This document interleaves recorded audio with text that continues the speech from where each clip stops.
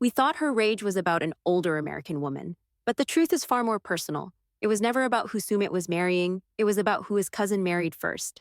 For years, we've watched the saga of Sumit and Jenny, and at the heart of that storm, we've seen one unshakable force Sahna, a mother whose pain and fury seem to defy all reason. We chalked it up to culture shock, a generational gap, the understandable yet extreme disappointment of a parent whose vision for their child has been shattered. We were told this was a story about tradition versus modernity, about a mother's love clashing with a son's forbidden romance. We were wrong. We were all wrong. What you are about to hear is a story that has been brewing in the shadows of the Singh family for decades, a secret war of whispers and comparisons, of silent victories and crushing defeats. The story we saw on our screens was just the final, explosive battle in a war that Jenny never even knew she was a part of. The true source of Sana's rage isn't Jenny. It was never about Jenny. It's about her perfect sister-in-law. This is the story you haven't been told, the one that reframes every tear, every threat, and every gut-wrenching argument you've ever seen. If you are ready to uncover the real conspiracy behind one of 90 Day Fiance's most dramatic storylines, then do not touch that dial. Before we peel back the layers of this hidden family dynasty, I need you to do two things. First, hit that like button to tell the algorithm that you demand the truth. And second, subscribe to this channel and turn on all notifications.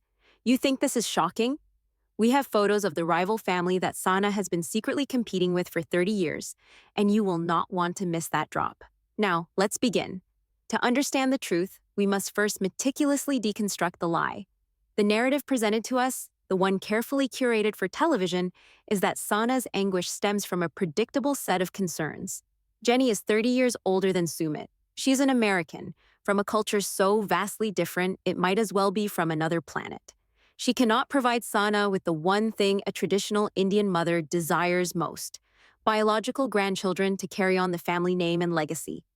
On the surface, this all makes perfect sense. In many traditional cultures, these would be insurmountable obstacles, a legitimate source of familial shame and sorrow. Sahna's tears, her dramatic pronouncements of being ostracized by society, her fear of what the neighbors will say all fits neatly into this box of cultural misunderstanding. We, the Western audience, are positioned to see her as a tragic, if somewhat tyrannical figure, a victim of a rigid social structure she is powerless to change. We sympathize, even as we condemn her methods. We see her pain and attribute it to the loss of a dream, the dream of a proper daughter-in-law and a house full of laughter from the next generation. But this is where the official story begins to fray at the edges. The intensity of her reaction has always been disproportionate. It's one thing to be disappointed, it's another thing entirely to threaten to end your own life, to disown your beloved son with such venom, to maintain a level of white-hot rage for the better part of a decade. Other families on the show have faced cultural clashes, age gaps, and parental disapproval, but Sahna's reaction has always been in a class of its own. It's operatic in its tragedy, relentless in its fury. The sheer, soul-deep bitterness felt less like a reaction to a situation and more like the eruption of a dormant volcano, a pressure that had been building for years, waiting for the right fissure to appear. Jenny wasn't the cause of the eruption. She was merely the crack in the earth that allowed the magma to finally pour out. The question was never why Sahna was upset. The real question has always been, what was the source of all that pressure? The answer, as our exclusive insider reports reveal, is far more complex, far more personal, and infinitely more poisonous. A lifelong, soul-crushing rivalry with her own sister-in-law. Our source, a figure we will call the family insider to protect their identity, has been on the periphery of the Singh family for decades. They've attended weddings, birthday parties, and religious festivals. They've sat in the living rooms and listened to the whispers after one sister-in-law has left the room. They have seen with their own eyes the silent competition that has defined Sahna's entire adult life. This isn't speculation. This is an eyewitness account of a Cold War fought over cups of chai and plates of samosas. The rival in the secret war is a woman we will call Priya. Priya is married to Sahna's husband's brother. She is Sumit's aunt, and in Sahna's eyes, she is everything Sahna is not. Where Sahna is emotional and reactive, Priya is, according to our source, the picture of serene, graceful control. Where Sahna's life has been marked by the public drama of her son, Priya's life has been a portrait of perfect traditional success. She is the woman who did everything right. Her marriage was strong, her home was immaculate, and most importantly, her son, Sumit's cousin, was the family's golden boy. Let's call him Rohan. Rohan was the son every mother in their community dreamed of. He was handsome, intelligent, and respectful. He went to a good university, secured a prestigious job in engineering, and when the time came, he did his duty without a single complaint. He agreed to a perfect, parent-approved arranged marriage. This wasn't just any arranged marriage, it was a strategic alliance that elevated the family's status. The bride, a beautiful young woman we'll name Anjali, came from an equally, if not more, respected family. She was educated, demure, and, crucially, she was young and fertile. Our insider describes their wedding as the social event of the decade for their community. It was a lavish, multi-day affair that dripped with success. The guest list was a who's who of their social circle. The praise heaped upon Priya for arranging such a perfect match was endless. In one single event, Priya had secured her legacy. She had fulfilled her ultimate duty as a mother and matriarch. Sahna, our sources says, watched this all unfold with a smile plastered on her face, but with a fire of envy burning in her heart. She had to stand there in her finest sari and listen to the endless compliments directed at her sister-in-law. "Oh, Priya, you have done so well. Anjali is a jewel. Priya, your Rohan is such a good boy. You must be the proudest mother in the world." Each compliment was a tiny, sharp jab at Sahna, because while Priya was being celebrated, Sahna was already dealing with the whispers about her own son, Sumit, who was at that point secretly involved with a married man in a catfishing scheme that would later become his first entanglement with an older American woman. While Priya was ascending to a new level of social grace, Sahna was guarding a secret that she knew would bring nothing but shame. The perfect marriage of Rohan and Anjali was not the end of Priya's victory lap. It was only the beginning. Within a year, Anjali was pregnant. 9 months later, she delivered a healthy, beautiful baby boy. The family celebrated. Priya was now a grandmother, the most respected title a woman in her position could achieve. She had a grandson to dote on, an heir to carry the family name. The family portraits were updated. There they were, Priya and her husband beaming, alongside their handsome son, their perfect daughter-in-law, and their beautiful grandchild. It was a picture of dynastic perfection. 2 years later, a second child arrived, a daughter. Priya's victory was now absolute. She had not only secured a perfect match for her son, but she had also been blessed with both a grandson and a granddaughter. Her status was untouchable. She had won the game. And this, our insider insists, is the key to understanding everything that followed. Every time Sahna looked at Jenny, she wasn't just seeing an older American woman. She was seeing the ghost of Anjali. She was seeing the smiling, perfect daughter-in-law she never got. Every time the issue of grandchildren came up, it wasn't just about an abstract desire for family continuity. It was a visceral, painful reminder of Priya, surrounded by her laughing, playing grandchildren at family functions. Jenny, by her very existence, was not just a disappointment. She was the living, breathing embodiment of Sahna's ultimate defeat at the hands of her lifelong rival. Sahna's obsession with a proper, young Indian daughter-in-law was never about tradition in a vacuum. It was about finding her own Anjali. It was about being able to walk into a family gathering with a daughter-in-law who was just as beautiful, just as young, just as Indian as Priya's. It was about being able to announce, with pride, that her son was also going to make her a grandmother. It was about leveling the playing field. It was about finally being able to look her sister-in-law in the eye as an equal. Sumit was her last piece on the chessboard. His marriage was her final move, her one chance to reclaim the honor and status that Priya had so effortlessly acquired. And then Sumit chose Jenny. He didn't just choose a different path. In Sahna's mind, he took the chessboard, threw it on the floor, and set it on fire. He didn't just forfeit the game for her. He ensured she could never play again. The shame she talks about is real, but it's not the generalized shame of, what will people say? It's the specific targeted shame of, what will Priya think? And what will Priya say? She imagines Priya's pitying looks, her soft-spoken, backhanded compliments. "Oh, Sahna, it must be so interesting having an American in the family. How modern!" The condescension, whether real or imagined, would be unbearable. This rivalry, our sources clear, did not begin with Rohan's wedding. That was merely the checkmate in a game that had been played for 30 years. It was a competition that manifested in 1,000 small ways, a series of 1,000 paper cuts that slowly bled Sahna of her confidence and filled her with a simmering resentment. It was about whose ladoos were sweeter at Diwali. It was about whose son got a higher mark on their 10th grade exams. It was about who managed to buy a slightly better quality silk sari for a cousin's wedding. Our insider recounts a specific incident from nearly 2 decades ago. At a large family gathering, Sana had spent days preparing a complex and elaborate biryani, a dish she was known for. She brought it to the function with a sense of pride. Later that evening, she overheard Priya talking to another aunt. Sana's biryani is always so hearty, Priya had said, with the faintest emphasis on the word hearty. Then she added, I prefer a more delicate touch with the spices, you know? It's about subtlety. In that one seemingly innocuous comment, Priya had reframed Sana's signature dish from a masterpiece of flavor to a clumsy, unsophisticated effort.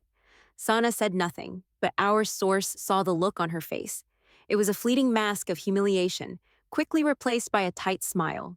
It was one cut among thousands. Another time, when Sumit and Rohan were teenagers, Rohan won a regional award for mathematics. At the next family gathering, Priya didn't boast. She was too clever for that. Instead, she would gently steer the conversation. Oh, we are so worried about Rohan, she would say with a sigh.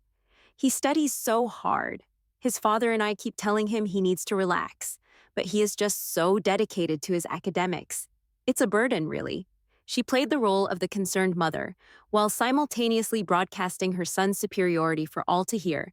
Meanwhile, Sumit was more interested in friends and fun, a normal teenage boy. But in the context of this rivalry, Sumit's normalcy was perceived by Sahna as a failure. Every one of Rohan's achievements felt like a direct criticism of Sumit, and by extension, a criticism of her own parenting. This decades-long context is the Rosetta Stone for translating Sahna's on-screen behavior. Let's re-examine some of her most infamous moments through this new lens. Remember when she declared she would take her own life if Sumit married Jenny? On the surface, it's a horrifying act of emotional blackmail.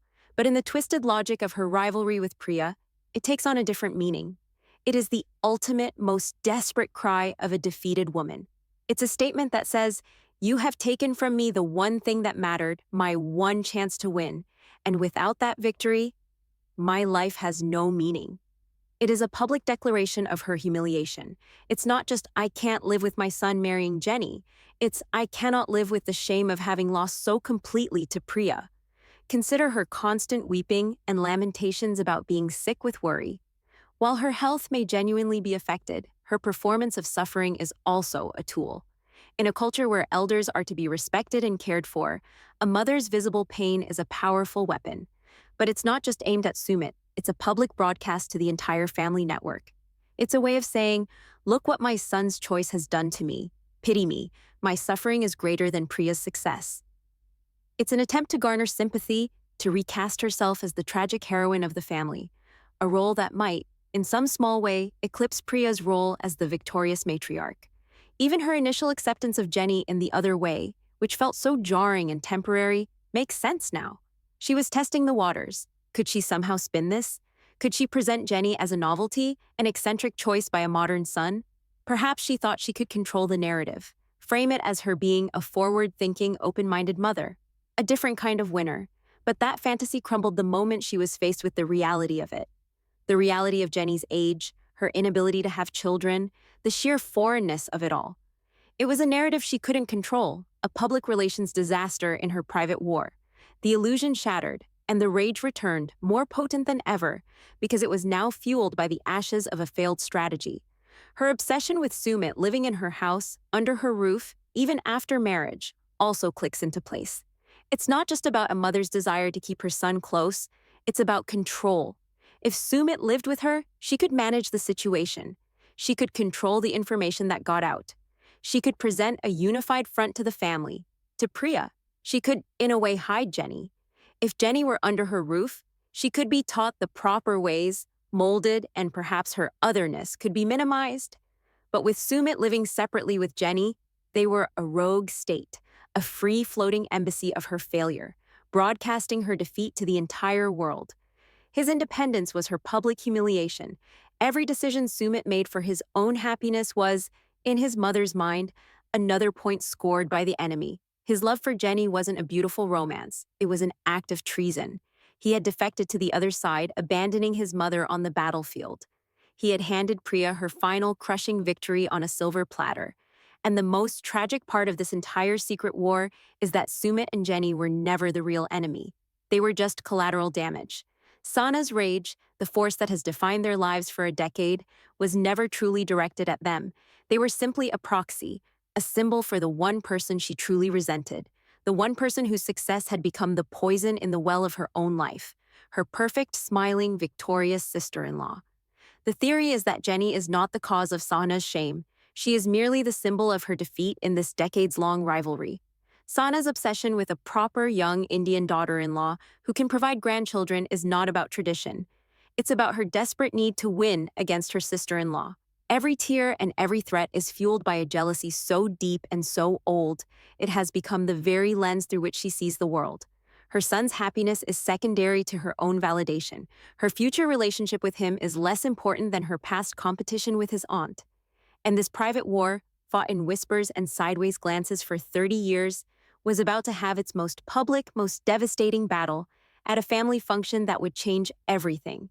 It was here that the theory would be proven real, not by an insider's report, but by a single silent look of humiliation that would expose the truth to the one person who mattered most, Sumit himself. The reckoning was never going to be a screaming match. The deepest wounds in families like this are not inflicted with shouts, but with smiles. They are delivered in crowded rooms with the precision of a surgeon's scalpel, so subtle that only the intended victim and those who know the secret history feel the cut. The stage for this final, devastating blow was the engagement party of a distant cousin. It was an event the family could not possibly miss without causing a major scandal, a command performance for the entire social network.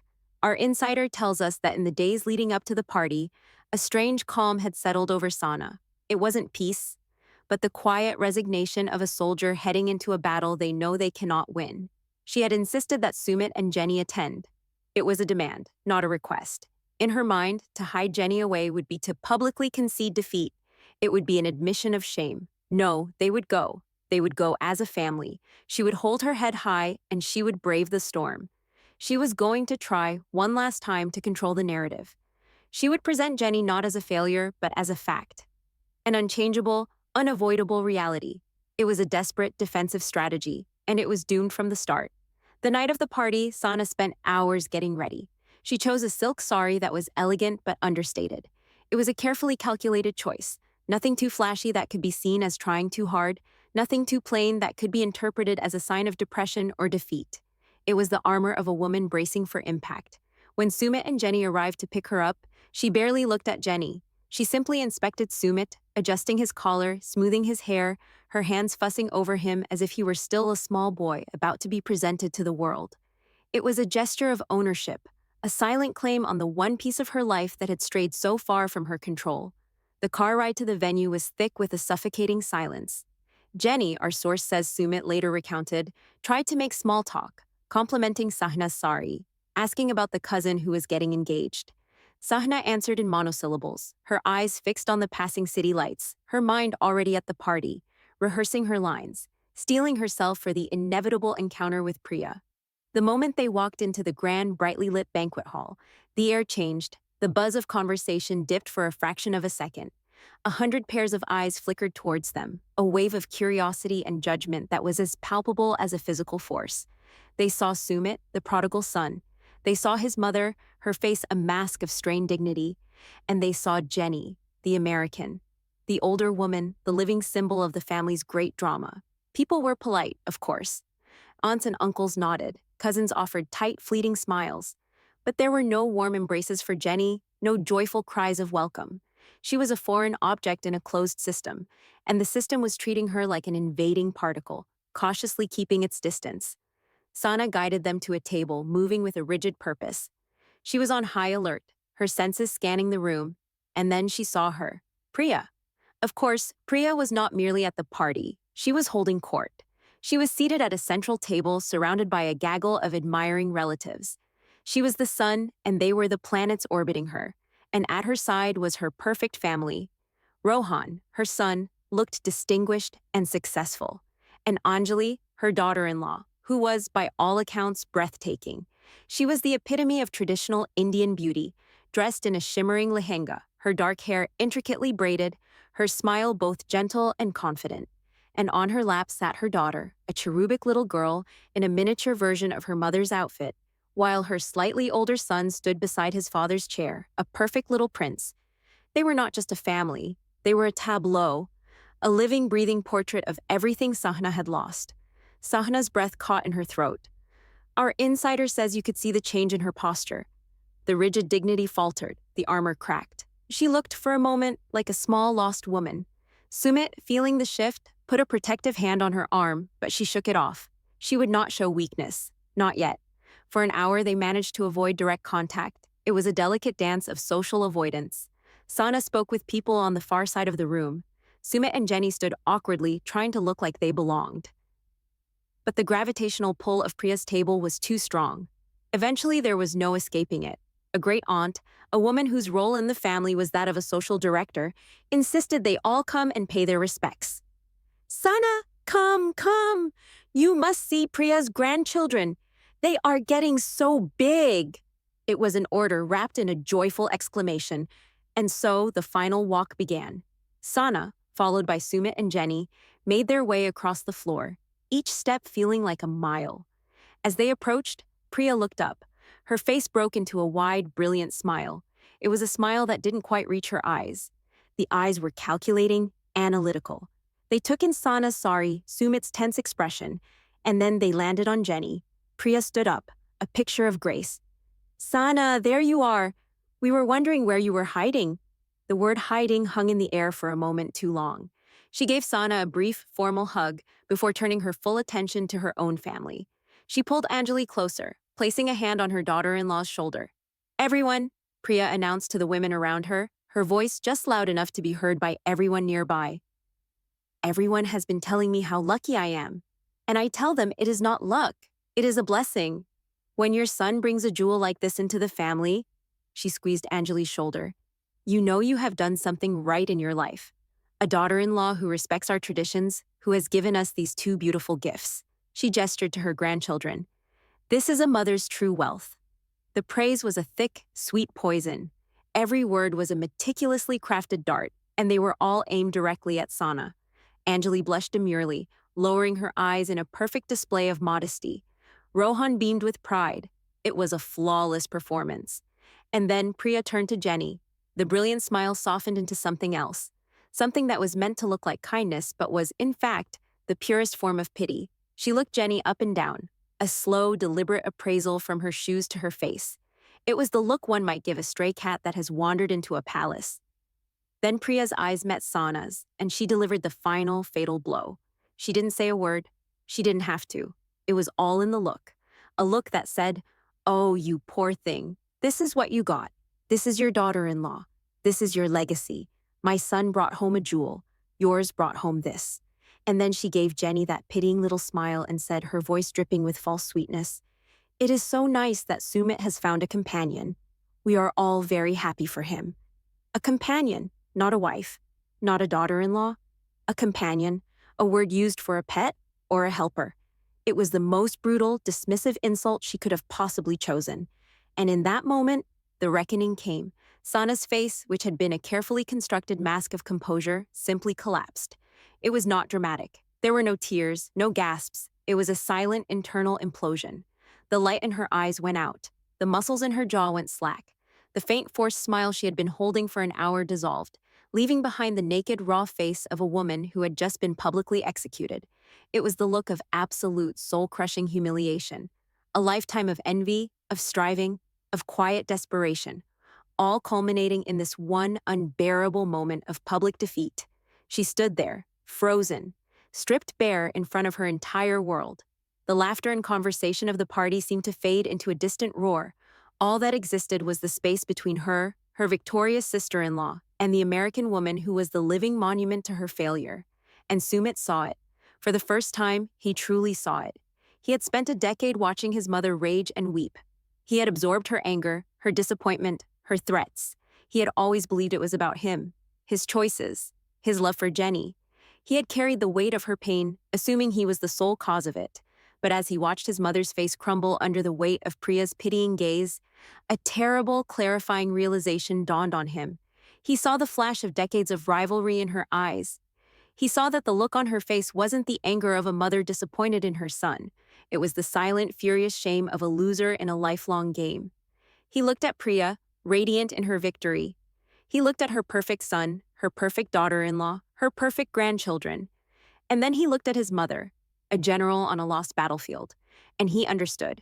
It was never about Jenny. It was never about the age gap. It was never about the grandchildren. Not really. It was about this scene, this comparison, this public measuring of success. Jenny was not the problem. Jenny was just the scoreboard that proved Sahna had lost. His entire life, his choices, his future, his happiness had all been reduced to a single chess piece in his mother's private, bitter war against his aunt. His decision to love Jenny was not, in his mother's eyes, a personal choice about his own life. It was an act of profound betrayal in her war for status. He hadn't just chosen a partner she disapproved of. He had chosen the one partner who would guarantee her rival's ultimate and eternal victory. In that silent, devastating moment, as his mother stood there, hollowed out by a single look, Sumit saw the truth. His mother's pain was not about him at all. And that realization, in some ways, was more heartbreaking than any of her screams had ever been. He had been a pawn in a game he never even knew he was playing. The rest of the evening was a blur. They left soon after, making excuses about Sahna feeling unwell, which was, in a way, the absolute truth. The car ride home was not silent like the one before. It was a different kind of silence.